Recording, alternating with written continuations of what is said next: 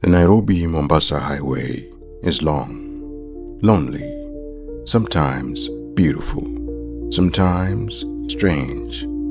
They say the night can play tricks on a man, especially when he's driving a heavy truck on little sleep and endless tarmac.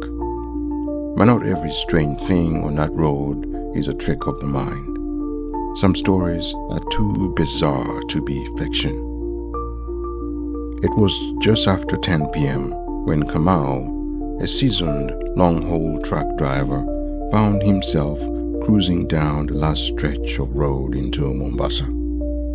The air was humid and salty, hinting at the coast just beyond the next turn. His windows were down, his radio was playing old rumba, and the roar of his engine echoed through the night. That's when he saw her. Standing alone by the roadside, barely lit by the truck's headlights, was a young woman, slim, graceful, with smooth golden brown skin and long braids that spilled over her shoulders. Her eyes shimmered in the darkness like wet glass. She wore a simple dress and carried no bag, just stood there, waiting. Kamau slowed down instinctively. She didn't wave, didn't shout, just stood and watched him approach, as though she'd been expecting him. Being a man of habit and heart, Kamau pulled over. He rolled down the passenger side window. "Munasafiri wapi, dada?" "Where are you headed, sister?" in Swahili. "Mombasa," she said softly, "just past the Nyali Bridge." He nodded and unlocked the door. She climbed in with grace, thanked him, and settled quietly into the seat. What began as silence quickly bloomed into laughter and conversation. The young woman who called herself Amina was clever, articulate, and disarmingly warm. They talked about the Mombasa nightlife, childhood memories, music, politics, everything. But the night was deep, and the road was long. To stay awake, Kamau began sharing trucker tales, funny, weird, and chilling ones. At one point, he leaned back and said, "Funny thing happened to a buddy of mine just 2 months ago. He was on this same road, same route, same time." Amina tilted her head, curious.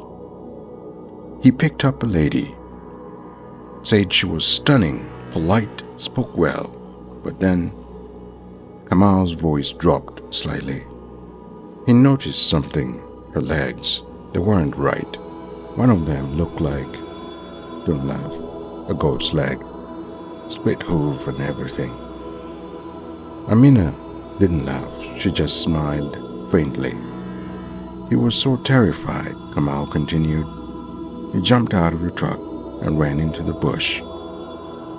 Swore the woman just vanished." There was a moment of silence. Then Amina leaned back in her seat, calmly and with an eerie elegance, lifted her dress just slightly. "Were they like these?"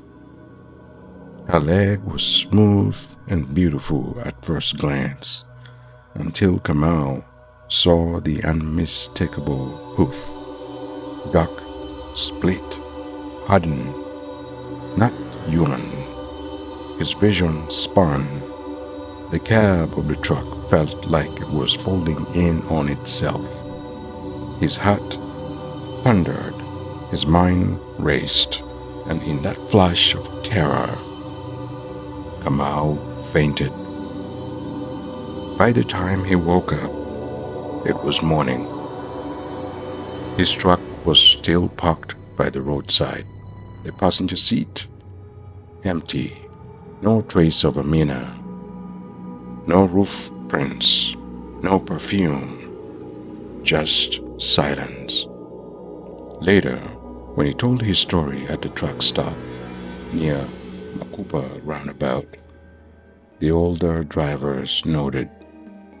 One said, "That girl walks that road every few years, always at night, always alone. They say she died long ago in an accident no one talks about, but she still finds her way back, looking for a ride, maybe just for company, maybe more." Kamau never drove at night again.